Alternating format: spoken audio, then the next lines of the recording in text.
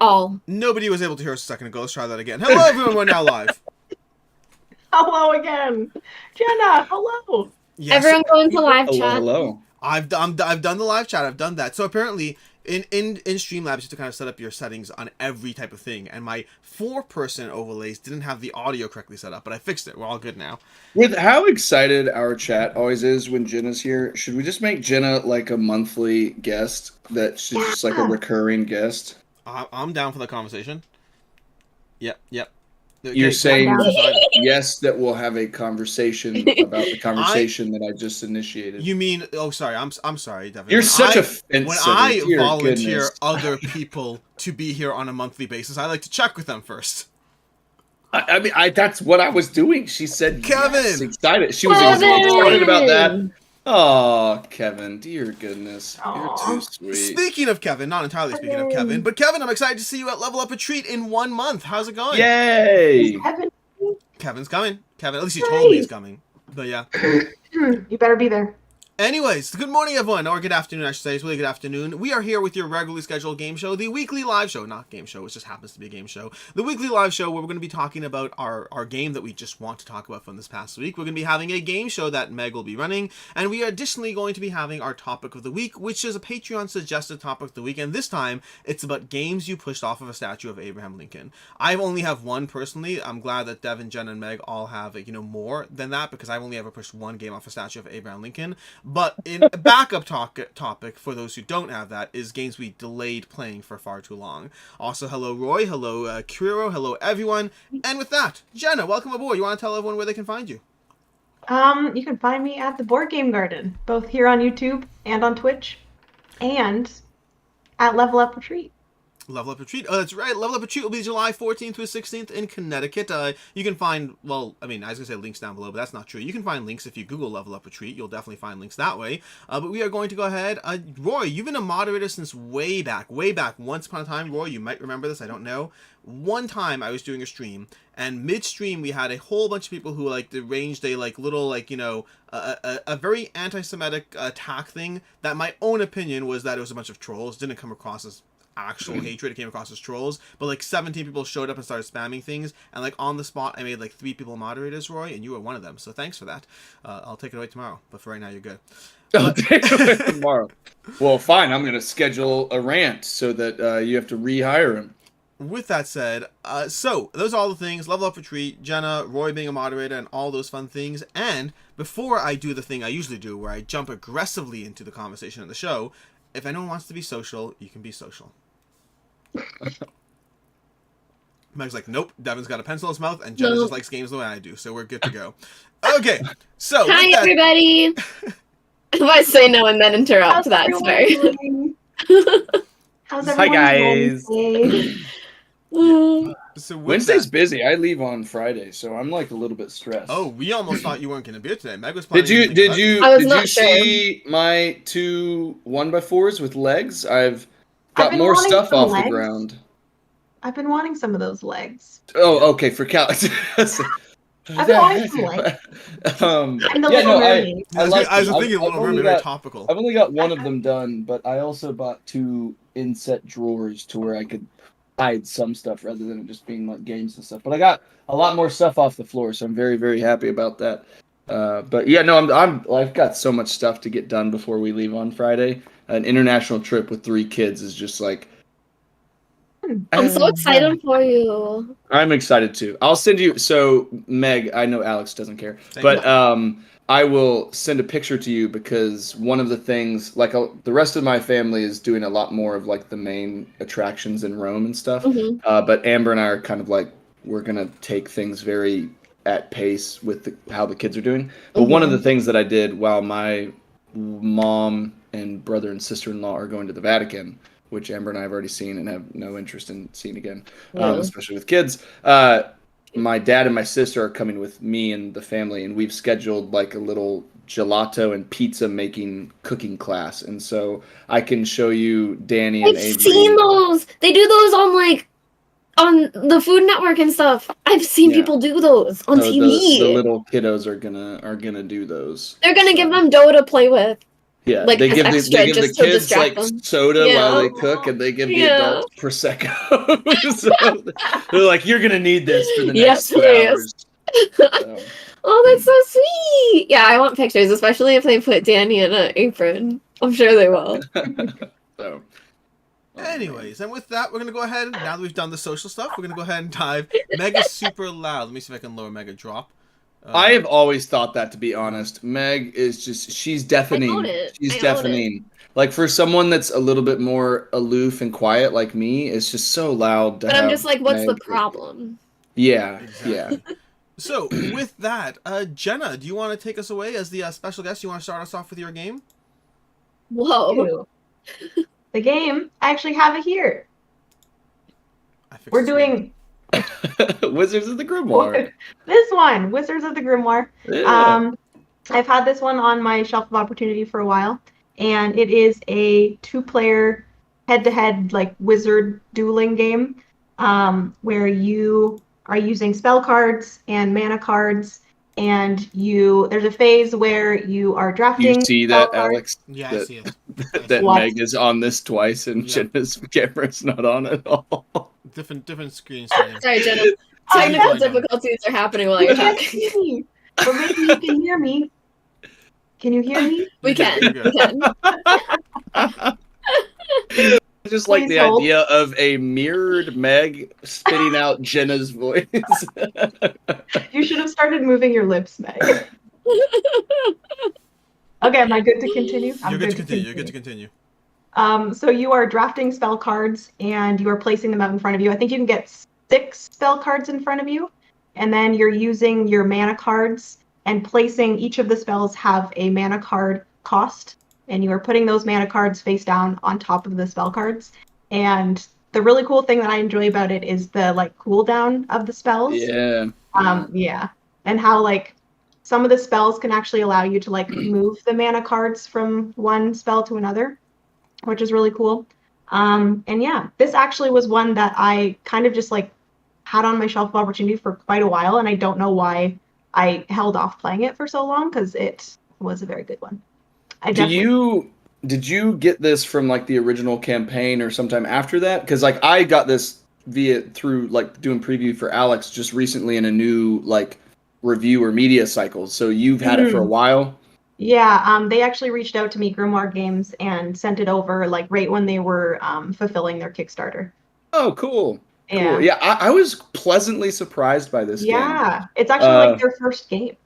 Yeah, And for I context, played it with Avery a couple times, and they have like the entry level complexity 1 spells, the complexity 2 spells, and then that I haven't done the expansion spells, but the last time I played with him, we integrated the like more complex spells too. That have a little bit more of the delay and the like permanent status stuff. So I like it a lot. Yeah, me too. Yeah, it's very intriguing. Like Devin has a few previews that I was like, oh, that one I want to try if you're done with it. And he's like, oh yeah, you can have it. He's like, I just want to keep Wizards of the Grimoire. Like that's what I wanted to hold on to. Yeah, it's really good. Yeah. But yeah, awesome. Well, that's 2 people who are talking about this one. This is interesting because I've heard a bunch of good things about this, but it hasn't really hit like that large gravitas so far. So like from people who have played it though, it overall seems like good things are being said. But with that, I'll go to my pick of the week, which my pick of the week this week is going to be Stalker, the board game from Awakened Realms.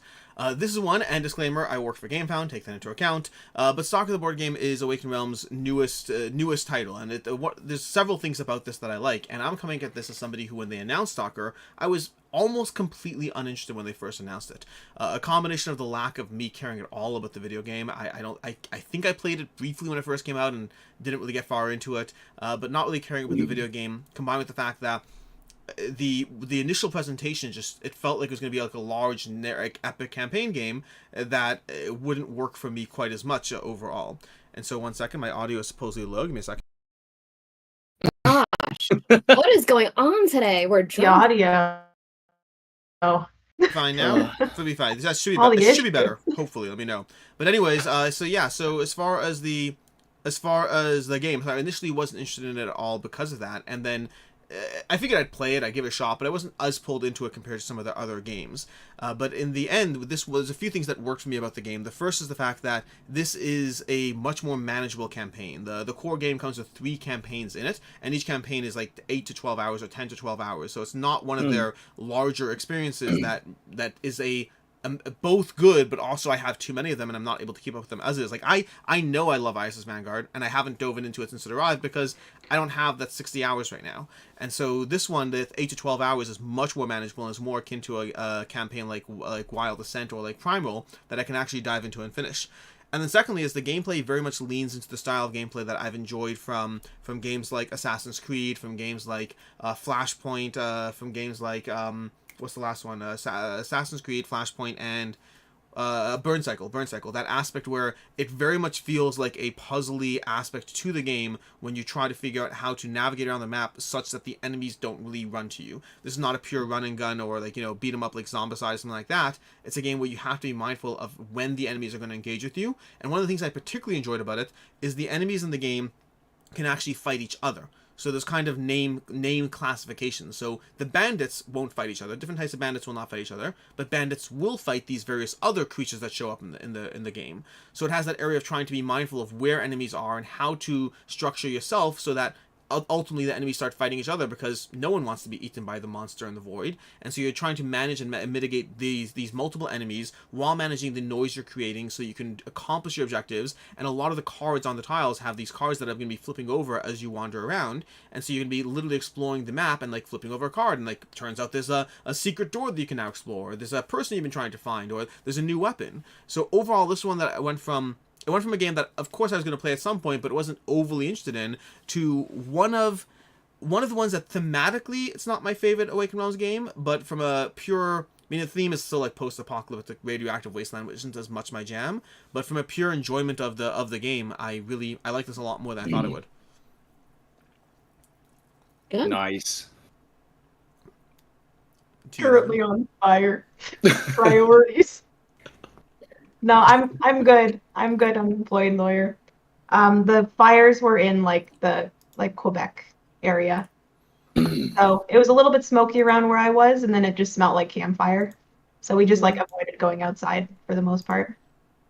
That's weird how, New York had all of that crazy air pollution and stuff like that, and you're like, it just smells like a nice campfire. It smells like some of Canada is doing s'mores on a large scale. Literally. So very large scale. So I can go next. Go first. Mine is Too Many Bones. Oh. And I say it not because I have played it this week, but because this week my Unbreakable content came in. Now, I'm getting... So, not review copy stuff, but my personal pledge stuff came in, which is actually interesting because I am going to be getting some Unbreakable content. And when Unbreakable came out, I was like, I have the Trove chest, which is just visible right over there. Though my name's covering it. But anyways, I have the Trove chest and I have a bunch of stuff, and I'm like, you know what? I don't need to get the new content because I need to play what I have. But I want to try to ensure that I have a better chance of playing what I have. And the last time I tried to get started with a kind of solo two-handed character run, it was a little rough. And so I spent some time in the forums around the Unbreakable campaign, and there were people that were like, if you want to try to do solo or small party play, you should get Gilly, who's really good in is able to handle himself. And then in the Unbreakable campaign, they introduced Static, which is a electric-based martial arts puncher. And so I was like, well, those two sound awesome. And so I set up for Gilly and Static, and I was like, I can get those two things. I don't need all of the new content. I have Undertow, I have the base game, and I can just start solo play with those two stronger characters kind of paired up together. So all of that has come in.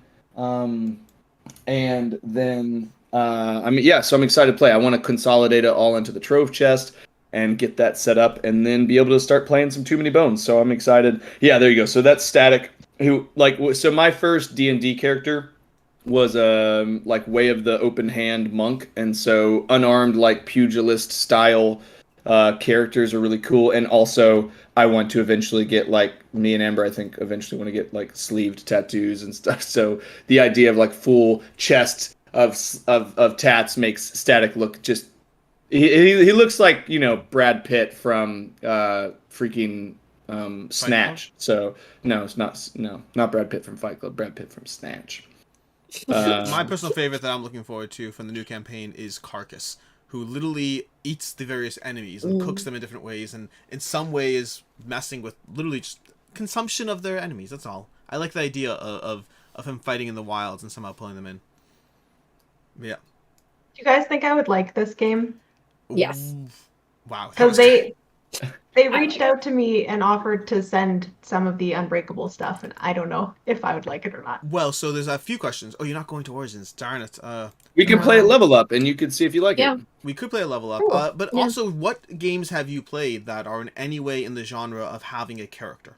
Just having a character where you upgrade, or in some way Just augment. Gloomhaven. Gloomhaven for the most part. Do you like Gloomhaven? I do. Then yes. Then yes. Then I go with Meg. Then yes. I needed a single data point of the genre, but then yes, I think this game is, and it's not to say a guarantee, obviously not a guarantee, but. And I think part of it is that the flavors. Are you playing it's very Gloomhaven? and fun. The distinction I'll make though after what are you playing Gloomhaven digitally, or are you playing it physically? Physically. You're playing it physically. Yeah.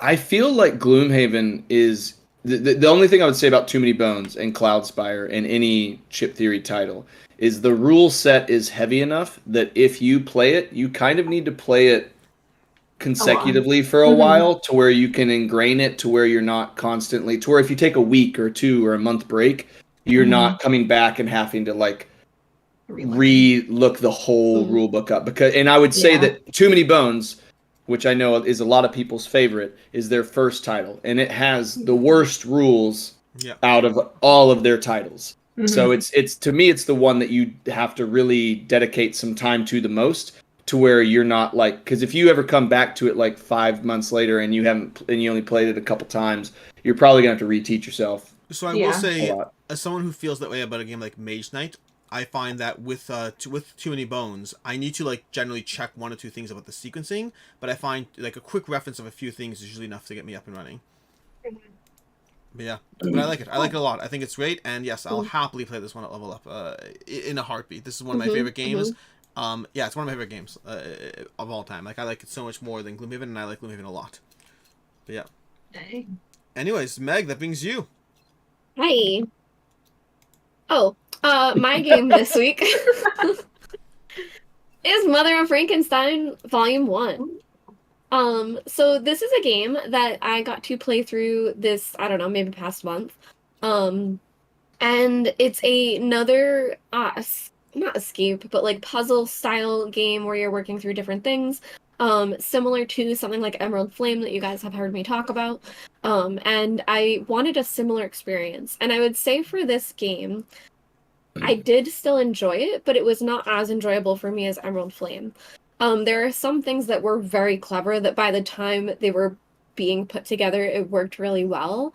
But I felt like the beginning, like taking off point just took too long, that I think I played it with Alex. And if I wasn't playing it with another person, I don't know if I would have kept going. Like, I even said to him, I was like, I don't really feel the need. And he was like, well, let's just try, like, getting through this one. So I guess just that. I'm talking about a game that I'm like, it was okay, but this is a 3-volume series. And what ended up happening was by the time I hit the end of the game, it was hitting really well. That I think part of it is almost learning how certain puzzle games work and like what you need to be looking for and how they'll behave and not expecting it to be like other puzzle games. But in Volume 2, there's a puzzle. In Volume 3, there's a 3D puzzle of a castle that you actually put together. I know that in Volume 3, there's a 3D puzzle. I don't think it's a secret. I think it's on the back. In Volume 2, I don't know anything. I think there's a 2D puzzle first, and I think that becomes the base, and that's what you build the castle on. So I'm really excited to look into it more, and I'm hoping like Volume 2 and 3 jive with me a bit better. But yeah, I played it. I had a good time. I had a good enough time that I want to play Volume 2. But that being said, the beginning part of getting through like the growing pains of learning how their puzzles work, if I was playing alone, I don't think I would have kept going. Yeah. I think that's the difficult part about a lot of these kind of like escape scenarios is that you're jumping from like a very different structures of how they set up clues, of how they expect your like brain pathing to go. Like I'm really excited about the Panic in Gotham City, the like AR Batman tabletop kind of, puzzle, but like I'm also a little cagey because I just am coming off of this other one from Curious Correspondence, which I haven't even finished yet, but it's just like their whole process was they're like, yeah, it's these paperback penny dreadfuls, and you read through them and you go to different like page number headings to read through, and you're like the decisions you make will send you to other headings, or the information you find is segmented, and so you're like reading through this novel to progress. But it took us like 2 hours to get a map. And as someone who came from like the Sherlock consulting detective games early on in my board game experience, I, as like someone who almost certainly has undiagnosed ADHD, like I need like a visual, something visual to ground myself in not just flipping through text. Because like, if you read 3 headings, you're like, which one was I at 4 headings ago? Like what page number was it? And unless you're like fastidiously copying every single heading that you went to back to back to back to back to back to back, which is a lot of like note taking. That's very me, Devin, that I would have been writing it down as we were coming up. I'm like, wait a second, what was that one? It could have been, but it was just like, and then it would have taken 3 hours. I think depending on the type of personality you are, I think some puzzles can be amazing and some puzzles can feel like work. And it's a hard like balance to strike in finding the ones that don't feel like work sometimes. Like for this, like the pictures that Alex was showing, Emerald Flame looked just absolutely gorgeous. Yeah. And this seems like maybe a little bit more scientific in the visual style, which is so my personal experience with the game is that I haven't played both this and Emerald Flame. I think Emerald Flame feels a lot more premium and feels like there's a bit more variety to the way they approach the puzzles. But Mother Frankenstein to me is very close. It's not the same. It's like for me, they're much closer than they are for Meg. I think I like Emerald Flame more, but this is much more affordable. You can get 3 of these for basically the price of Emerald Flame, and it's very close to the experience you get out of it. And I would say both games. One of the things I loved about both games is I've played many of these escape rooms, exit, unlock, whatever it is, and very often I do find the temptation to look at a clue because I just feel stuck in something, and so I use their clue system, whatever it is, in exit or unlock, and I don't mind using them. My goal is to have a good time, not like feel stuck in a wall. And in both Mother Frankenstein and in Emerald Flame, I found that both of them have you staring at things for a bit of time where you like just feel lost. And then those connection points, the more you pick up all the information around them, the more I found that you start hitting those connection points of just like being like, oh, I have to do this, I have to do that, and you start figuring it all out to the point that, like the thing with Mother Frankenstein, the only clues we had to look up at all were clues that were kind of like towards the end. There's a section where clues are dropped vague, and it's like almost looking for confirmation of the clues. But until then, so many aspects. And one of the things they do I really liked is this whole story. There's a literal story going on in Mother Frankenstein that is better than any escape room I've ever played, because they have this whole system of letters going back and forth, because there's this whole love story and background situation, and they're all communicating, and some of these letters have nothing to do with your puzzle, and some of them do. And it's not a secret that they do. And that's Emerald Flame, you're saying? That's Mother Frankenstein. Oh, yeah, Mother Frankenstein. The thing about Mother Frankenstein is that it's Mary Shelley is the author of Frankenstein, and she was an author in the 1800s, and she married Percy Bysshe Shelley, who was friends with like Lord Byron, so like that whole literary time.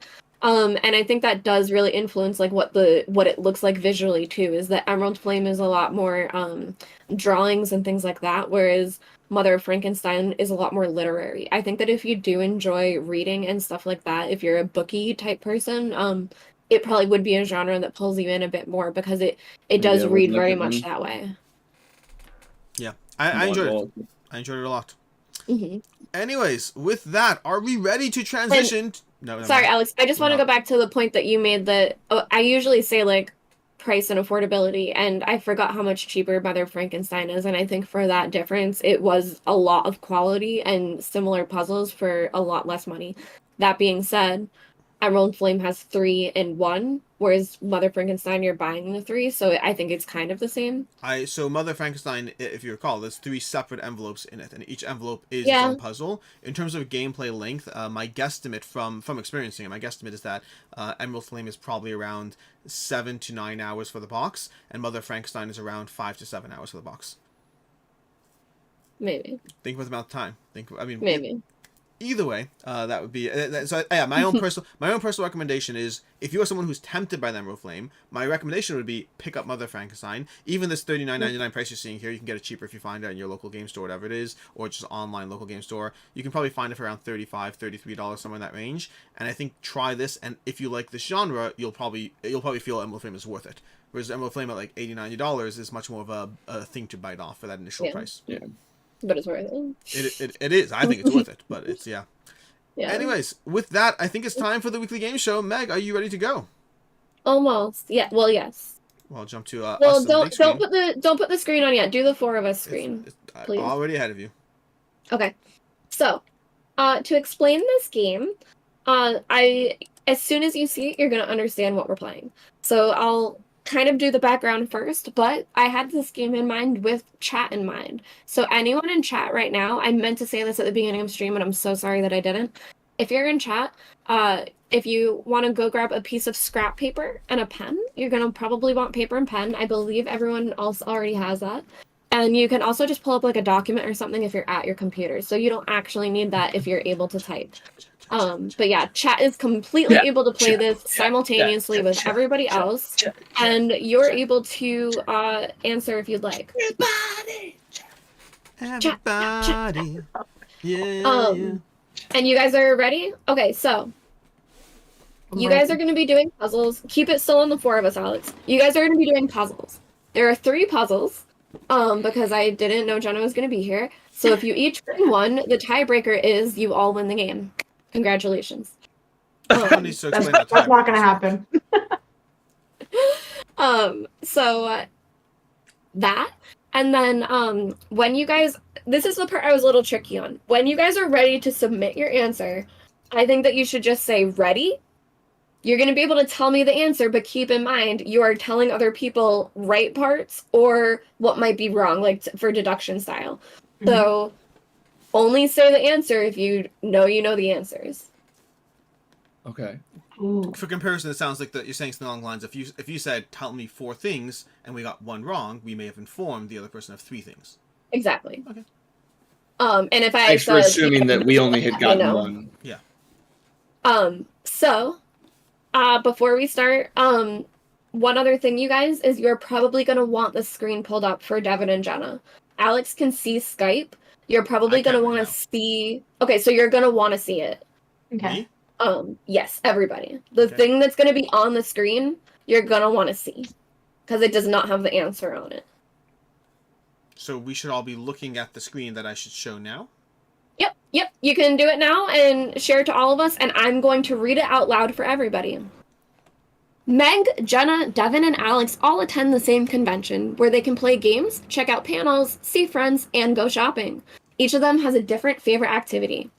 Meg's favorite activity isn't going to panels. Jenna loves learning new things. Devin can't do his favorite activity alone. And Alex likes to keep a game handy at all times, although sometimes just the cards. Can you figure out who likes what? And I need to know what everybody likes. But now I need to pull up my answers. Not that it's hard. Well, I shouldn't say that. We're starting off with easy.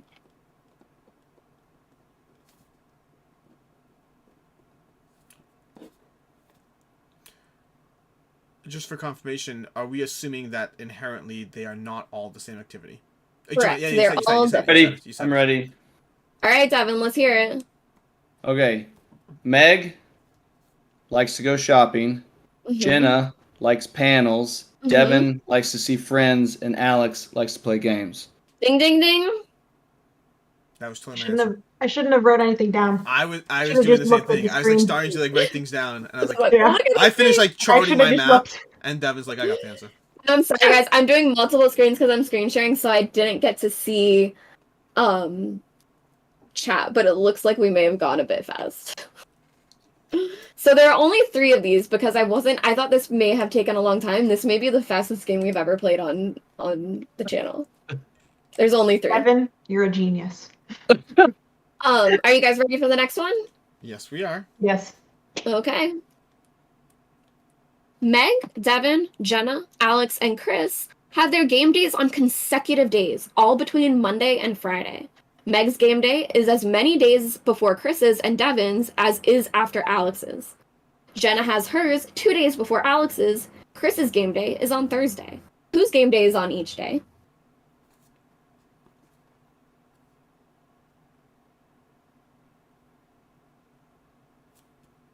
Is Meg's game days as many days before As, Chris as Devin's is after Alex's? It's as many days before Chris and Devin's as is after Alex's. No, Does that make sense? No. I think it's Meg's game days as many days before Chris as Devin's is after Alex's. Yeah, I agree with that now. Now that I'm looking at the answers, yes, I agree.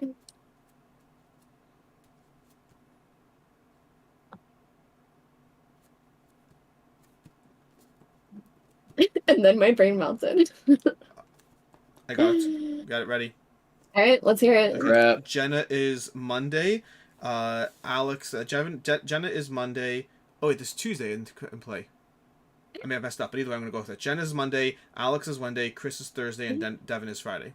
Wait, say it again. Jenna is Monday. Okay. Alex is Wednesday. Okay. Chris is Thursday, and Okay. Devin is Friday. Okay. Is that correct? No? Okay. Keep going then. There might also be more than one answer, but. Did you name all 5 days? Oh, I may have missed a person. We're most.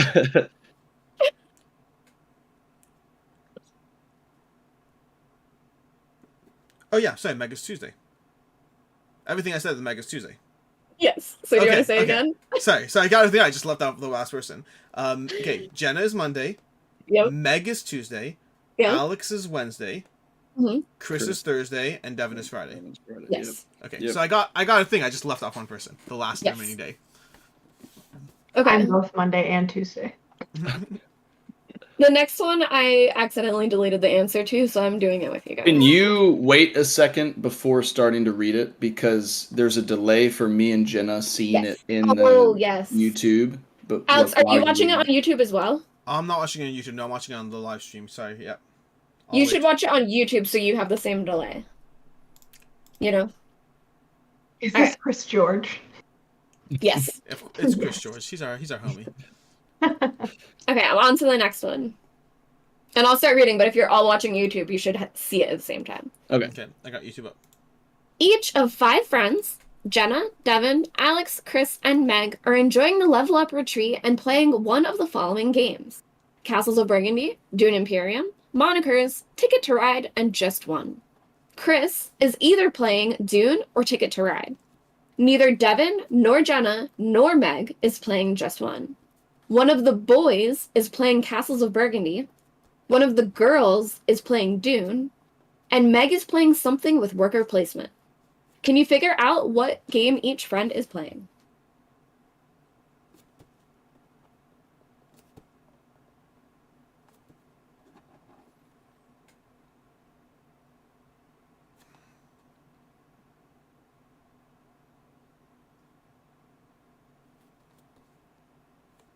I'm ready. No way. Wow. You can go for it, Devin. I haven't found the answer, so I'm just going to believe it if anyone wants to cross-reference. I started doing it, and... Meg I'm not is ready. playing Dune Imperium. Yep. Alex is playing Castles of Burgundy. Chris is playing Ticket to Ride. Devin is playing Monikers. Jenna is playing Just One. Yes. Wait, Meg is playing what? Oh. No, neither Devin nor Jenna nor Meg is playing Just One. Oh, it Also, says no Devin nor I'm seeing Devin. a slight problem here. I thought you said Devin or It It's says wrong? one of the guys is playing Dune. One of the girls is playing Dune. Never mind.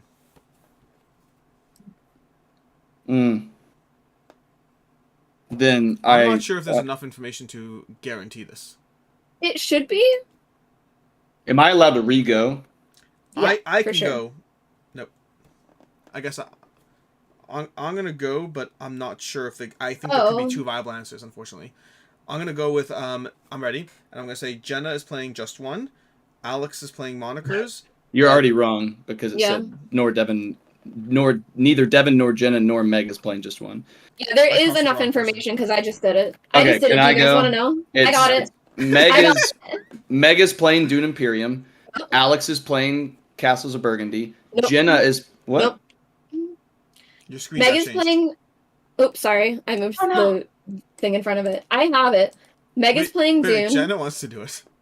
Jenna, No. go for it, Jenna. No.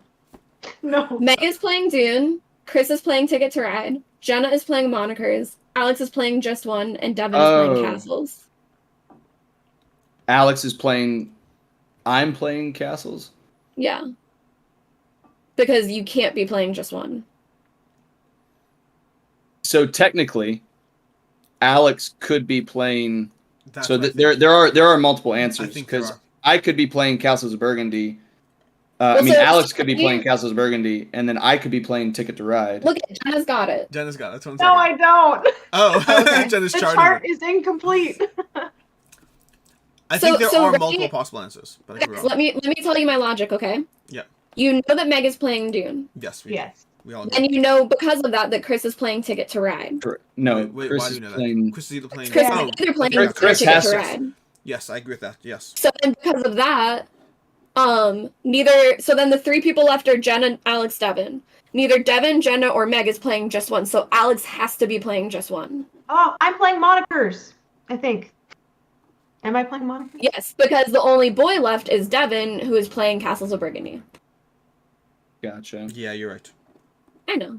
I think I accidentally marked the wrong thing. I marked the wrong person who wasn't playing just one. Yeah. I love how excited we you were to go. solve your own puzzle. I know. Like she's like, I got this puzzle. I got it. I'm gonna do it. You're like, you're giving the questions. I know, but I figured it out. And then you did it. Oh, jeez. Stacy, I'm with you. Normally, when I do logic puzzles, I absolutely chart things out. That's my favorite way. And Yeah. then in the first round, I'm like It takes charting too it out. long, though. I'm doing it peacefully, and Devin's like, I got the answer. I'm like, charting's not working. Yeah. No, charting's not working. I Give Jenna a chance. when Meg was reading it in my head, she said neither Devin or Meg is playing just one. I didn't hear Jenna, and I was like, oh, I've got it. Then I was like, I've got it down, and then I was like, oh, there's a person there. That she said. That Yeah, I I marked the wrong person. I marked 3 people off, and then I marked because I'm just using initials for speed of charting. I was doing initials too, which I was like, wait, is this the game? so Which glad. initials are the same. The first, the I'm saying J C M D A. Our initials are. Yeah, so which ones are the same? Oh no, they're not the same. I'm saying I just messed up. Oh. Yeah. Uh, I'm saying I'm glad that we. As But if you're just doing singular names, I did M for Meg, but then there was also monikers. So I got to the point where my brain was like, is this an initial or is this a game? what is going on? Monikers is playing Meg. So did everybody? Because Jenna got one, Alex got one, and I got one. I did so not we all get win. one. No, you I got didn't get you got Team the Girls first. got one. What? Team Girls got one. Team girls got one. Meg actually got it. It's her own puzzle. I go back to what Alex said. She I can't. think I just went She for literally, for she's making like, a She like, didn't have the Alex answers and to her Devin own guessed, we're moving puzzle, on. where she had to get her own. She did her own puzzle. It's like, it doesn't make sense. I'm so excited. It was so clear how excited you were. Also, when got Jen it, was I like, got I it. think I can do it, and Meg was like, no, I'm gonna go. And I'm like, you're the one who gave me Literally. the game. If you just give you a few more seconds. And I was doing it the same way. Come on. Shut up, Jenna. It's my turn. All right, guys. From the answer book, my answer. Yeah. That would have been on brand for me, Meg, just so you know. God, I know. Anyways, with that, I think we're gonna move on to let's go ahead and get rid of I that. start crying. No, don't cry. It's all good. No, in a But- funny way. I know. Your light bulbs are still alive. For now, but they're dimming. Oh, They're dimming. What, Jenna? You can't. It's not a real thing. It's a light bulb. it's sad. But they're dimming. So we're gonna be moving on to the next thing, which is a question in our category. This is over from our Patreon community, and in general, we ask a bunch of questions. We ask questions. I'm sorry. They guide the weekly game show topics, the weekly live show. Jesus, it's a game show at this point. The weekly live show topics. They suggest various things, and this particular topic this week was one that resonated with me, which was, what games are there that you in some way pushed off? And maybe you heard about the game and you kind of dismissed it. You're like, whatever, everyone loves Terrifying Mars, who cares? And then you played it years later. Like, what games in some way, whether it's something in your own collection that you just haven't tabled, and then 6 months go by and you table it, you're like, I can't believe I had this in my collection for the past 6 months. But in some way, shape, or form, you pushed it off, not pushed it off Statue of Abraham Lincoln or the top of a building, but you pushed off playing the game. And then at one point, when you finally sit down at a table, you're like, dear Lord, I could have been playing this for the past year or not, or 6 months, or however long it was. Whether it's because of the art, whether it's because of the theme, whether it's because of general lack of interest, whether it's because it's not a genre that worked for you, but in some way, shape, or form, you said no, and then you played it, and you're like, darn it, I should have been playing it the whole time. And that's basically the comments of the week. And I'll go ahead and start us off with my first one. Let me just pick which one I want to go with. I'm going to pick one I think that's the most almost surprising, if you haven't heard me already talk about it, which is Zombicide. Zombicide is a game that I currently love, and many people who watch my channel know that I love it. But for years in the hobby, I got into the hobby in 2011, and I don't think I picked up Zombicide until around 2016. And for years, I wrote off any form of game in the genre of Zombicide. Any form of game with like just miniatures and plastic all over the place, I just wrote them off. They were not what I wanted. So funny knowing you now. I know, Yeah. I know. But I For literally real. saw, like, I was into the Euro games. My first adoption of heavy games was like picking up all the Way Rosenberg games and all that, and getting into those. And even as I branched into different categories, lighter games, heavier games, different games, to me, like anything that just had loads of plastic miniatures, I just mentally I was like, okay, I don't need that in my game collection. That's not my jam.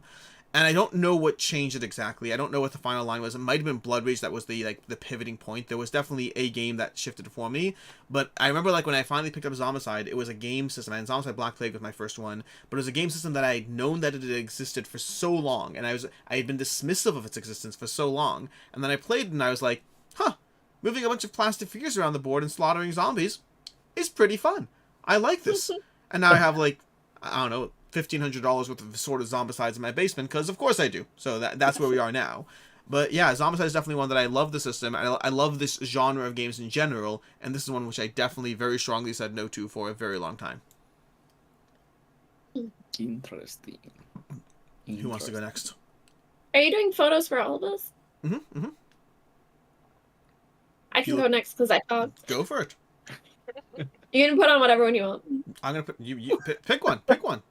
Whichever. Surprise her. Surprise Final me. girl. Final girl. I You have the almost picture had of it? this. So you put Final Girl. Oh, you did put the right one. So it is specifically the and I sent it. What is it? Madness in the Dark. Yes. Yes. And that's the one with the Ratchet Lady that is very like Silent Hill-esque. And so I love Final Girl. As soon as I got Final Girl, I did play it. I absolutely love it. I loved season 1. I played the crap out of it. I got season 2. I was so excited. And then I looked at the people that you play against, and I was like, okay, I'll play against the big bad wolf. I'm looking at them up here. I'm playing against the big bad wolf. I'll play against like the alien thing. That's fine. I'll play against this weird organism. And then I have to play against this Ratchet Lady and the intruders, and I was terrified. So I wanted to bring this up because I still haven't played against the intruders. I'm still too afraid that it scares me. But I did finally play against the Ratchet Lady, and it wasn't that bad, and I did beat her. And I get so scared in my mind about like what the horror genre is and what it's going to do to me when I'm playing a game. And it's really not that bad. It's usually well done that you get the flavor of it, you get to experience it, but it doesn't actually scare you, which I enjoy because I don't do scary movies or any kind of like media like that. So for something like that, I mean, if I lived with your dim lighting, I'd be scared too. I was about to make a lighting You're joke waiting. too. I was gonna say, did the light start dimming after you played the Ratchet Lady? for real, like they're a little darker in my room now, and I'm not sure why. Anyway, if anyone noticed, guys, is my room not darker than it usually is on live streams? It seems darker, and I'm not sure what's going on. Either way, that was one that I put off for a while because of the horror genre, and it isn't as bad as I thought it would be. That now I will play the intruders, maybe eventually. Definitely at this point, we're gonna go clockwise now. So you're next. That's hilarious Um, because to me it's not clockwise uns- at all. No, me On neither. stream, it is though. Oh, okay, perfect. okay, one of mine is Unsettled. So I got Unsettled in the Kickstarter delivery from the original campaign. I'm waiting for the second season of stuff. And it was one of those games that just, I unboxed it, and it came during a time in which it was just like I was super busy, and I knew that it's one of those games that I'm very picky about who I play co-op games with. Competitive games less so because I don't have to like coordinate with them as much, but cooperative games 100%. I just absolutely am cagey about who I do it with, especially ones where I have just bad experiences or bad memories from some of the times when I played Pandemic back in the day, like getting into the hobby, and just the types of people that try to uh, be aggressive, like to where they feel like they're quarterbacking, or where people are so indecisive that they want help, and then it makes me feel like I'm having to like quarterback, and I just don't. I'm very nervous about co-op experiences, but I was absolutely always excited and anticipatory of this experience, and I finally played it at December of this last year. Had an absolute blast. I haven't played it since, but I played it like over the course of 2 nights. We played the first scenario and had a really, really good time with it. I think it's really well done. I played previous to this. I played Vindication at Alex's house. He taught it to me, and I had a really good time with it. And I think this is a game that absolutely deserves to be kind of like played with the same group and make it through, all 3 tasks of a planet, move on to the next planet, and see. They did such a good job with the narrative, like the story of what you're doing in this game. Like Tom and Mark and all the people at ONEB, they're witty writers. They're clever, funny writers, and they've crafted a really compelling, non like traditional sci-fi universe. Typically I think kind of like the selling point, they were like, hey, not everything in space has to be about like guns, weapons, and shooting each other. Like living in space and going to a new planet is already fucking terrifying. So just do that without all of the violence, and it's still violent and scary and crazy. So in my mind, it's kind of like, what if you took how the book and the movie The Martian approached space and science, and you extrapolated that to different planets? And so you have this really kind of like erudite, like interesting approach to surviving in space, and I really, really enjoyed it. Yeah, Oh, the new plan I'm looking forward. I cursed. I'm sorry. The new planet My I'm bad. looking forward to the most is the one where you're like just stuck in the dark ship and like all electricity's gone. Yep. Like I'm like so looking forward to that. But I completely agree. I love Unsettled. I was looking You forward to mean a all lot the because lights are out? All the Oh, the lights lights died? died. I hope to dear Lord that episode ends up being about like the lights are actually living organisms. Look at this. You know it. The light I really died. want to play this one. This is when can we play this at Level Up? Please, I would love to. I would adore it. Can you bring it out? I will. Meg, we're also planning to play it in August as well. Okay, yes. My Fine. August Well, plan I'll is do just that. cleared up. Forget it, Alex. Don't bring it. I'll play it with them. Anyways, Jenna, to you. Okay. My first one, Alex, you can just put it up when I say it, but this one is one that I actually don't own, but I want to own. But that is Dune Imperium. I held off playing Dune Imperium for a very long time. One of the reasons was that it's Can we be friends, space. Jenna? We are already friends. Good. Okay, good. Good. It's a good thing. But the space theme is definitely not something I typically go for. So I'm not playing Unsettled with you guys. No, I'm just kidding. I'd be down. But yeah, it was when it came out and it was constantly compared to Lost Ruins of Arnak. I love Lost Ruins of Arnak. Oh yeah, yeah. So I think when it was constantly being compared to that and being kind of like a space themed with combat Lost Ruins of Arnak, I was like, I would rather just continue playing Lost Ruins of Arnak. But I got an opportunity to play it and absolutely loved it. Which one do I you don't like think more? that they're anything alike. Or do you like more? Yeah, they're nothing alike at all. Yeah. Like I actually found it more comparable to like Clank, obviously because it's from the same designer. But a lot of like the, playing your two cards down and then putting your two workers out, that is comparable to Lost Ruins of Arnak. But then placing down the rest of your cards and then doing things with all of the things that you're left with is very comparable to Clank, and I really enjoy Clank. And it's just like a more like better, more complicated Clank in a way. Yeah. Have you But played with the Rise of X expansion? Yes, I have. That's It's to me good. like to me the split. Like I loved both games from day one, but like Dune Imperium was so much further away on my list. Like I think the first year I think like Lost in Veronica was like number 12, and Dune was like my number 88 or something like that. And then like when I played Rise of Ix, Dune dropped to like 12, and Arnak is like some bumped to like 7 or something. So like Arnak is still ahead for me, but it's so much closer once you throw in Rise of Ix. Yeah. I think Dune is probably starting to become I'm higher realizing than Lost Ruins. I'm realizing that we need to stop having conversations around board games, because at this point, our plans for level up are not sustainable at this point. Oh yeah, I'm already yeah. like, there's not enough time in the Yeah. summer alone. There's not enough time. No, I love Dune Imperium so much. Yeah. I was always. Go ahead.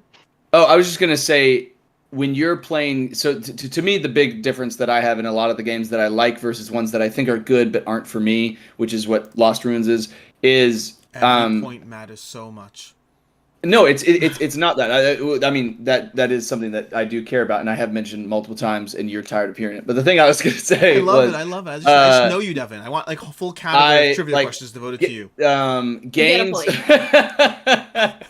games where your object is to beat the game, like to have the best engine in the game, and then games where the object is to use the game to beat the other people at the table. And Dune is the second of those, and I prefer that because I like playing against the people around the table rather than trying to optimize the game engine better than the other people around the table. And so Dune, I love Dune so much. Yeah. Love Dune. I always kind of avoided it because of the combat, and I don't know why I was like so afraid of like confrontation. It's very like abstracted. It is, yeah. But it allows you to kind of play with the players at the table, like you were saying. Mm-hmm. Yeah, it is pretty awesome. Although I will say a major point in Lost Ruins of Arnak's favor is I play Lost Ruins of Arnak at 2, and it's great, and Dune doesn't work quite as well at 2. But yeah. Sure. But again, Sure. just that's a side point. It was more of a just another reason why Dune is so much better. Lost Ruins of Arnak is so much better. Anyways, Oh, that was like a slip. I know, messed up. Moving on to my next one. My next one's going to be Viticulture, and we all brought 3 to the table for this conversation. In fact, for those of you who don't know, make sure to go ahead and check out Jenna's channel, The Board Game Garden, because I'm pretty sure she's doing a full video on this subject because of how much fun this conversation can be. So if you want a whole bunch more games, I'll be there another time. But Viticulture Essential Edition is my next one on this list, and Viticulture in particular is a game from Stonemaier Games that it's just the art of this game never pulled me in at all. Like the whole aesthetic, the cover actually looks nice, but the board on this game looks so dry. I could never get into it, and I just like I played most Stonemaier games. I played Scythe. I played what's the one that you really liked, Devin? The oh my gosh, Tapestry. No, not Tapestry. Tapestry's 2. I played that. Pendulum? I played Wingspan. I played Pendulum. But are you talking about Euphoria? Euphoria. I played Euphoria. I played like almost all the games. In Viticulture, I pushed off for so long because the board just looked to me. I just had no interest. But yet you play Agricola. Agricola, I like the art of Clemens Franz. I like his style of artwork. It's a little cartoony. You like 16-bit like farmer art from the 1990s? Clemens Franz has a certain whimsical approach to. I mean, how many artists of board games do I know the name offhand? You like things that are I'm whimsical genuinely now? surprised that you know that artist. Clemens Franz is a famous Eurogame artist. He's very popular in a ton of Eurogames. He's been in a lot of games from oh my gosh, what's the Great Western Trail guy? Something Pfister, Alexander Pfister. He's been in Uwe Rosenberg and Stefan Feld. Been in a lot of things that. He's not as up as high on my chart as there's various artists. There's Quan Shimura, who's amazing. There's obviously the Micho, who's amazing. There's another artist that I love. Oh, of course, Andrew Bosley. I love his stuff. But Clemens Franz, like, there's only like maybe like 7 to 8 board game artists whose names I know, and Clemens Franz is one of them.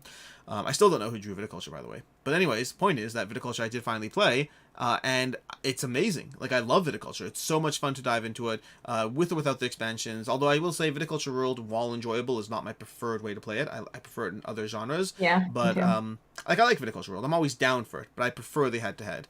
And it's a very good game. I like it a lot, and I literally ignored it for so long because I was like, it's dry wine or whatever it is. Did you see what John Tripp said? John Tripp said the art is That black. art is Agricola. Yeah.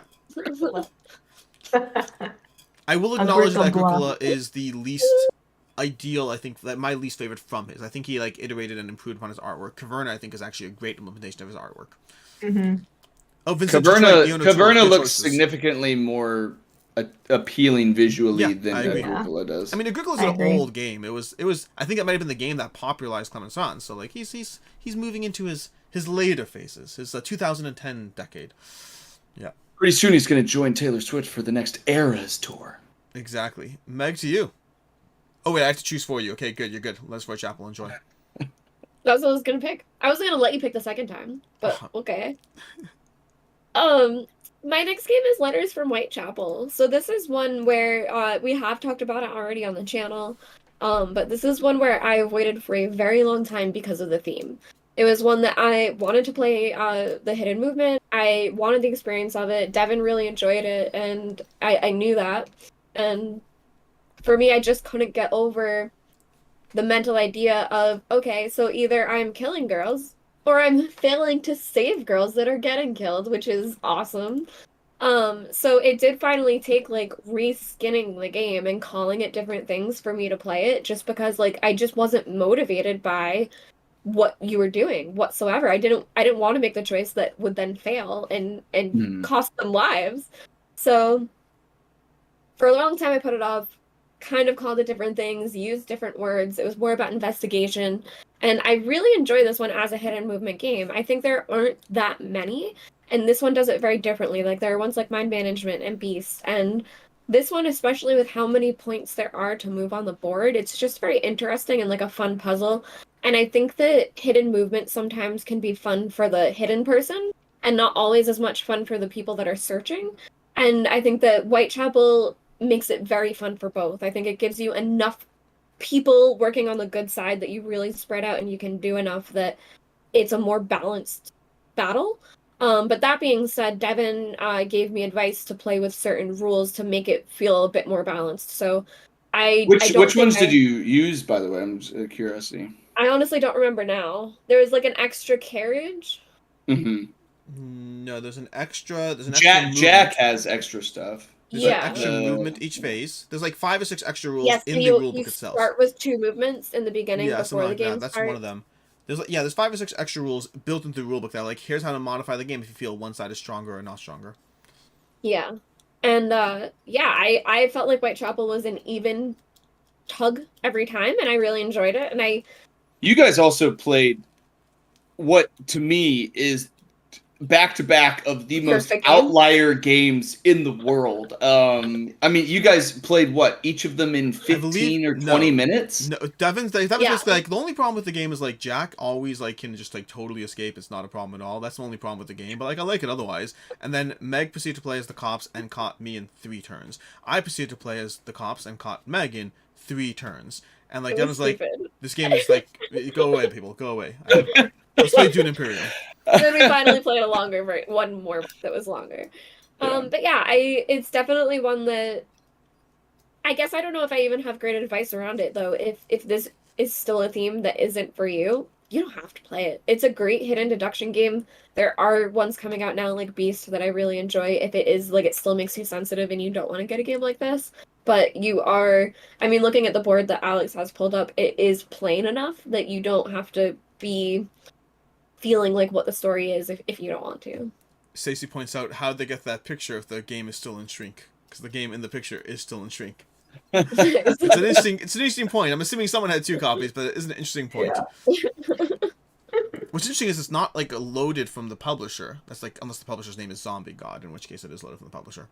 But Maybe anyways, it's a store. yeah, and I agree with Ginger Skull who says it doesn't scale well. It's either play at 2 or max player count, and I will go take a step further. I think just play at 2. Oh, I think I've the game, only played it at 2, so the problem is like there's 5 cops, and so the 5 cops don't branch up into any nice player count distribution. So if you play a 3-player game, one person's controlling 3, one person's controlling 2, and also the amount you do as the cops is so little in each cop that I think playing at anything other than the full player count feels like you're kind of not as ideal. So I think like really. Sure. Either 2 players is the way I would recommend, or possibly a 3-player game if you have 2 people operating just as a team that are just discussing and agreeing together. Right. Anything above that, and I would never play this at a full player count. To me, it's 2, maybe 3. yeah. How high does it go to? Goes to, I 6? believe, a 6-player game because you could play Is it? 1 Yeah. versus 5 cops, each of them taking their 1 move. I would never do that. I would never do Yeah. that. I love how you were giving yourself the option that you could. There's a world in which you might play at full player count, and then you're like, and then you would have 5. I'm never doing it. I'm never doing it. Yeah. Down to you. Your turn. Can I interrupt Evan? Yeah, then please do.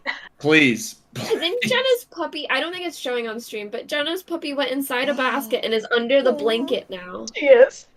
We're gonna do some. I'm just all about that. No, we're gonna just show people. It's all good. Just you can go down. Are you gonna Puppy adjust lives it? under the blanket now. Bye, Jenna. You're gone. Now we have the puppy. Nope, still not there. Yeah, that's as far as it goes. Puppy's not even showing there under the It's blanket. there. Let's see the blanket moving. It's so cute. I used to do the same thing under the blanket when I was younger. But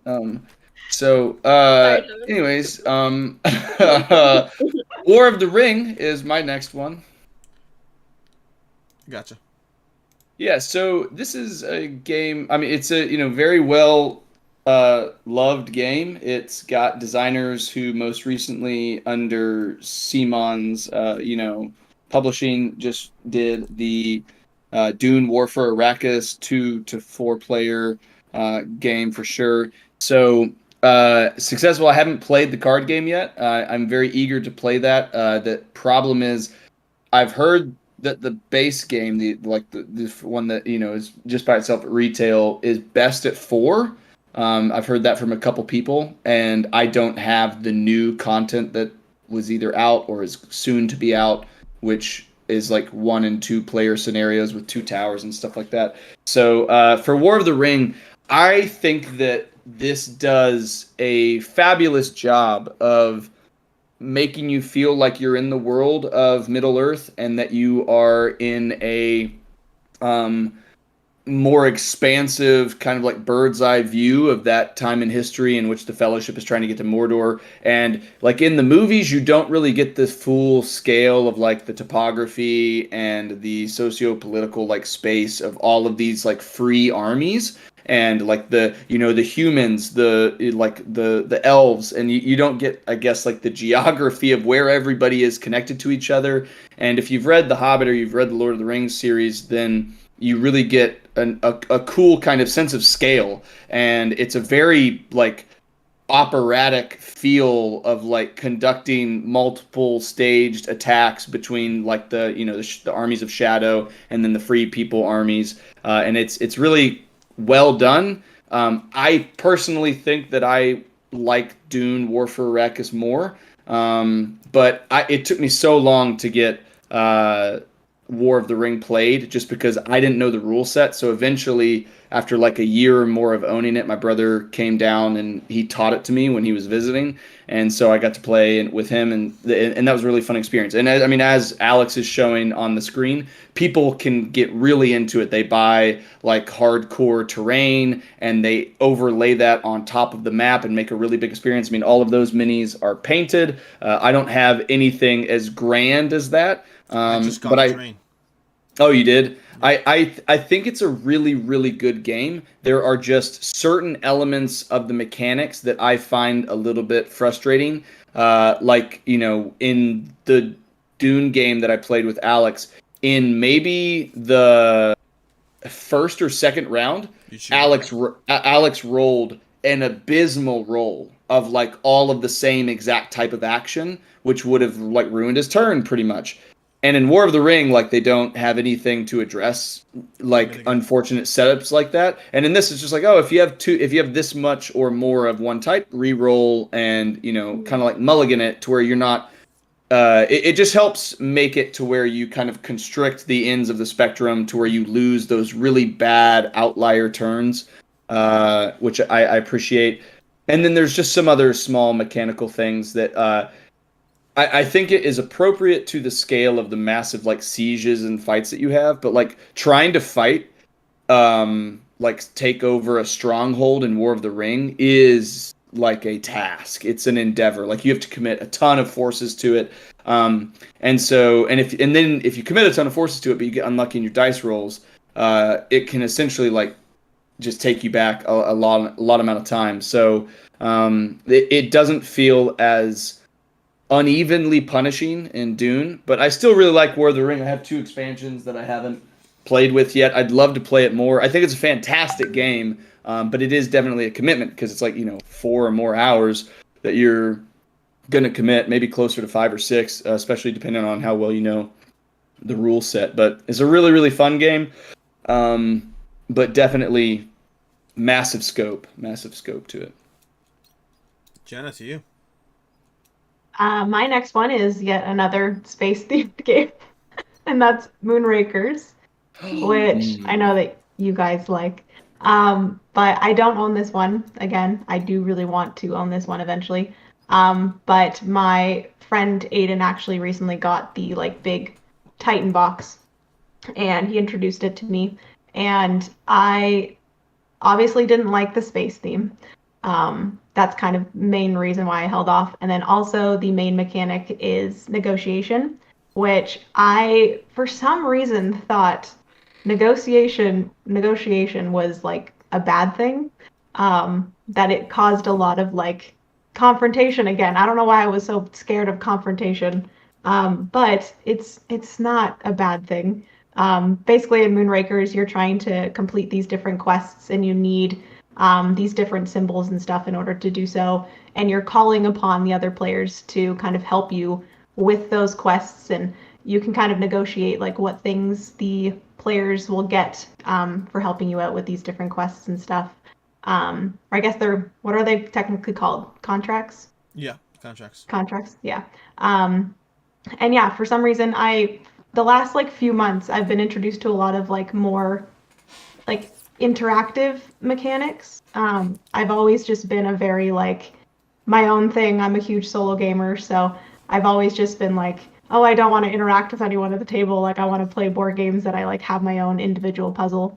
But yeah, the last few months I've done a lot of like negotiation games, auction games, ones where you're definitely playing with the players more. So yeah, I really enjoyed Moonrakers. Yeah. And to answer John's question, John, this Moonrakers Titan Edition will be in the Level Up library. I think it's actually one of our featured hot games, so it should be even set up, ready to go. Another one we should play? Yes. I'd happily play that. Yeah, that's going to happen. I'm going to keep adding it to the list. I will also add that I won. I won my first game. Nice. Very nice. I ended up being pretty good at negotiation, apparently. Yeah, I really like Moonrakers. To me, the expansion's kind of like to me is a little bit inconsistent the original game because the nature of the negotiations sometimes can have tables or groups that don't lean into it the right way. But like once I played it with the expansion, it just really makes it so much more, just such a better experience. Like I like it. I also played there's also solo mode you can play where you can have the game and on a computer screen basically you'll pull up the website, whatever it is, and they give you a sequence of tasks to like go through. You can play it solo or cooperative, which definitely I arguably think that might be my favorite way to play. My only downside is I really don't love having digital stuff interspersed into my game. But if that wasn't digitally based, it would easily be my favorite way to play. And even with it digitally based, it might be my favorite way to play. I need more time with it. But yeah. Anyways, which brings us to my last one, which is a game that I think at least 3 of us like here. I don't know if Jenna likes it, but that's going to be Mind Management. Mind Management is one that Mind Management. I saw this campaign when it first launched, and I literally did not back the game because I was like, this art, this thing, whatever's going on the screen here, this looks like a mess. It looks like a hodgepodge. Speaking of artists, like, the art's by Matt Kint, but like and it's based on a comic book series, and it didn't work for me at all. I just thought it looked like a mess, and I was not interested. Plain and simple. I was like, it looks like a mess. And so I ignored it because of the way it looked. And only after it arrived and it started getting a lot of buzz from people who are playing and enjoying the hidden movement and how well this is done, that's the point where I was like, oh, I really like this game. And I think the publisher sent, if I recall correctly, the publisher sent me a review copy of the standard version of the game. I played it, reviewed it, and then went and bought the deluxe copy of the game because I wanted the deluxe copy. It was like, great way to get a sale. You won. It's such a great game, and I think it's and I still need to dive back into Beast because Beast has been a while since I played when I played in the prototype phase. But to me, like Beast and Mind Management are like my two favorite hidden movement games. I do love Letters from Whitechapel, but it's a little less going on in terms of the abilities department. It's a little more like if you want something a vanilla experience that is very good at being a vanilla experience. I still have Letters from Whitechapel in my collection, but Mind Management and Beast are where it's at, and Beast kind of pulled me in with the art right off the bat, versus Mind Management actively pushed me away. And when I did play it, I was like, I was very happy with this one. I thought it was incredible. Yeah. I think one of the strengths of it has over Beast is despite the 60-minute time frame you see on the screen here, I find you can regularly knock out a game of Mind Management in 30 to 45 minutes, especially if people know what's going on. And so it's one of the faster moving hidden movement games that's also incredibly rewarding at the same time. It's one Alex plays Mind Management as fast as he talks. It's Yeah. So, but no, I Mind Management is I'm on the other side of this. I absolutely love the artistic style of this. I think that Matt Kent is awesome. And Matt Kent, if you guys go to conventions, is frequently at like some of the bigger conventions like Gen Con or PAX Unplugged and stuff. And so I actually had the chance to I met him accidentally just playing a game, and he walked up and wanted to play Luna Capital with me and Jan, and then we just started talking to him. So he's a fantastic person. I think Off the Page is doing a fantastic job of adapting like indie comics like this and creating graphic novel adaptations to the tabletop industry and doing a really good job of it. I think it's such a fun game. Such a fun game. I agree with Alex. Once you know what you're doing, that time it's not really 60 minutes. It was actually interesting. I don't really watch a lot of board game content, but every now and then something will pop up and I'll start looking through it. So I am one of the few people in our circle that haven't played Beast, so I don't have any experience with it, but I was looking at the Shut Up and Sit Down review of Beast, and they brought up Mind Management in it, and they were like, this feels punchier and faster because Mind Management sometimes feels like it takes too long at the table. And I was like, wow, I have the opposite experience of that, where I was like, I feel like Mind Management plays quickly. Like Alex said, Beast can play pretty quickly too, especially like you said, like if you're at the point when you know what you're doing. Same for Beast. I don't think if Beast you know is what you're long. doing, My own experiences with Beast, I'd say in the range of 45 to an hour and a half. Part of that's player count based. Yeah. And my management is 30 to 45. I don't think Beast is long. I don't think it overstays its welcome. But I'm shocked at the idea that my management is slower than it. Yeah, and there's a couple people in chat that are bringing up Fury of Dracula, and I was actually going to bring that up whenever Meg was talking about Letters from Whitechapel, because I played Letters from Whitechapel and I enjoyed it a lot, and the hidden movement genre is one that I appreciate. I have not played Fury from Dracula, but the thing that I have heard from my brother and other people who have played it quite a bit is that Dracula feels quite invincible, that he could even appear and not really take much consequences from it, and it's just so much like it feels kind of like brutalizing to be the searchers in that game, and that Dracula just feels like an insurmountable kind of like obstacle to try to win against. And in Mind Management, I think it is like if you're playing with the right people who have played enough, it can feel very cagey and scary to be the recruiter. Like you can feel very boxed in very quickly. Mm-hmm. And I think that the note-taking system and just how they've logicked out the amount of information that is like drip fed to the rogue agents, and also the rogue agents' abilities, like each of their special abilities and how they can manipulate the board state, is a very satisfying experience once it all kind of melds together. So, yeah, it's a great game. Mm-hmm. Meg. Oh, I know your last one. My last one's Middara. So this was a hard category even for me. Usually there are any games that I've been putting off, I'm still putting them off so I can't talk about it. And any that I'm not putting off, I basically played right away. So Middara is one that I've had for like a year and a half now. And I've been waiting to do it for content, so we've been waiting to do it filmed and also waiting to learn it. And I think that campaign games in general, I'm someone that loves that genre, that it's very easy to purchase a bunch and then be like, okay, I'm going to finish this one and that one though to keep the stories in my mind, and I need to do this and that I kind of can only do so many at a time or else I start to forget where I was. So Middara I put up for a very long time, that I have demoed it at PAX East. And then I was also able to play it with successful in chat on Tabletop Simulator, where we went through the rules again, that hopefully we will be playing it on stream. But so I got to play it a little bit. It's one of the ones where I've been like putting it off, and I played it a tiny bit.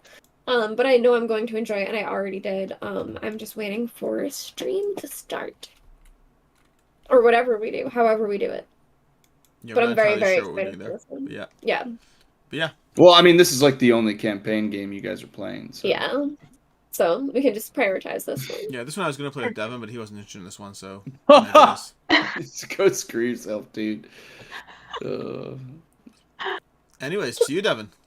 My last one is Godtear. This is one that back when Ross Thompson was at Steamforged, he reached out to the like reviewer and media, kind of pool of people, and was wanting to get some more coverage of both Horizon Zero Dawn and Godtear. At the time, I was familiar with Horizon Zero Dawn from my video game background, and I didn't know anything about Godtear, but I like skirmish games, and so I was interested to check it out. And it kind of sat on my shelf for a while until I had the opportunity to play it and learn it on stream with Daniel from Play the Game HQ, and we play like over the course of like 3 hours. We kind of went through the rule book and played through it, and you play one-on-one, like each, like war band against another war band, and then you go to 2-2, and then the like ultimate way of playing is 3-on-3, which you don't really want to just start out at. I would maybe, like, if you know how to play games well, you could maybe start at 2v2. I think 3v3 is a little much to put on someone to learn for the first time. That being said, Alex and I might have pushed him to learn 3v3 immediately, but I thought this game was excellent. I really enjoyed it. My biggest complaint is the graphic design, I think, doesn't pop. I think the miniatures pop and the gameplay pops. The graphic design of the cards feels a little cluttered. I think that the graphic design very much comes as if it's people who are coming from like a miniature background. Like I can see kind of like the Guild Ball like inspiration behind like in just miniature, like tabletop miniature games, like in how it's done. I do agree with you. I think the graphic design could be better, Alex. I think that the size of the text could be better. It is a very kind of granular, like read all of the details to find out, but I think it is one of the best skirmish games I've played that balances the value you get from killing enemies to hunting objectives. The way that it scales those to where they both are viable options. And the other thing I like is Alex is scrolling through the pages there, much. but you can see green, red, blue, and yellow. That color is on purpose because those are 4 different types of warbands. Yellow people they're brawlers. They like to take out the little minions. The red people are slayers. They're geared towards taking down the big champions. The green people are shapers, and they're designed to do manipulation of the environment. And then the blue people are guardians, I think, and their focus is on manipulating and protecting the banner hexes, which is one of the area control objectives rather than the fighting. This to me could very easily be a lifestyle type game. This is the type of game that you could go do like tournaments, and that you could really play with 1 or 2 people again and again and again, and you just feel different warbands against each other. It has, I think, a high ceiling of appreciation and value. It is also, conversely, a game that could be a lot of bloat. Like the storage solutions are not ideal. You would have a lot of boxes. Like I have one of the starter sets and 5 boxes, and it takes up pretty much a whole Kallax just by itself. You could get a different solution for it, but Plastic it's bags. one. Yeah, I think it's a game that's worth the investment if you like those kinds of games, though. I love 2-player head-to-head games, and Alex and I had a blast, and You know, I mean, he started off running, and I think pretty sure he beat me when we played. But I loved it, and it was I think that Alex and I had a good time. We played that and Super Fantasy Brawl in the same day, I think. But good time. Jenna, to you. My last one is Spirit Island, which this was one that my partner Francis really wanted. He purchased it and it sat on our shelf for quite a long time because we were both very afraid of learning it. I think the weight on BGG is like 4 point something, which I think this was actually our first like over. It's actually 4.06. Wow. That makes me feel smart. But yeah, this was the first one in our collection that was over like a 4.0, so it kind of scared us to learn. But then once we actually got it to the table, learned it. It's actually not as difficult as you would think it is. I don't know why it has such a high rating. That does surprise Maybe me that it's that high. Yeah. just like maybe the decision space and like some certain characters maybe. Because we've only played like That is the true. Sometimes the like character easiest matchups ones. are. Yeah. But another thing is that the art is absolutely gorgeous, but the map with like the plastic pieces and the wooden pieces never really was That's like, ooh, crazy. Too Many love Bones is that. only a 3.85. So Really? game weight is about decision space and not about complexity Yeah. of the rules, which is something Yeah. that occasionally throws things off. And I still think Spirit Island feels higher than it is based on that, but I do think it is a weighty game. Mm-hmm. Alex, while you still have the screen share, can you either on Board Game Geek or just Google Spirit Island painted? Because Jenna, if you are not into painting yet and you want to like do something to learn a little bit, Mm-hmm. the things are so easy, but painting those buildings, you can do it quickly and they look so cool.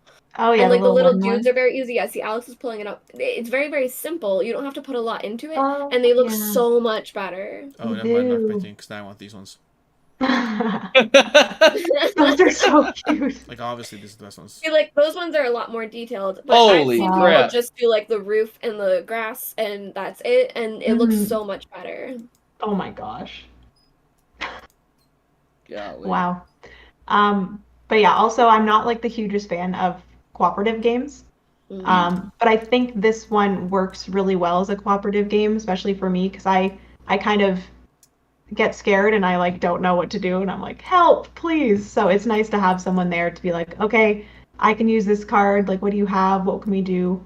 And kind of help me through it. Yeah, it's a great game. I adore it. To me, this is actually the game I think that made me get into solo games. Like I tried solo games when I first got into the hobby and I bounced off it pretty quickly. And then one day I remember like I had a weekly game night. This is pre-COVID. I had a weekly game night every Thursday for like 6 years straight. And like one night like nobody's showing up and like I was like, you know what? I'll try Spirit Island solo. I've just, you know, why not? I'll sit down and play Spirit Island solo. And that really that's the game that I was like, oh, solo games aren't just small little box puzzles. They can be meaty, heavy experiences that really immerse you. And this was absolutely the game that was my gateway to solo games. Yeah, I really Yeah, I need to love get this Spirit onto the Island. table solo. Yeah. I'm just scared of it. It still scares me. And that is basically the weekly live. Despite the slightly shorter game show, we made up for it by having an extra person and a whole lot of games to talk about. And so we are. That's it. There's no we are. I don't have any good ending for this. Thank you everyone for showing up. I appreciate all of you. I'm the reason Devin doesn't like co-op games.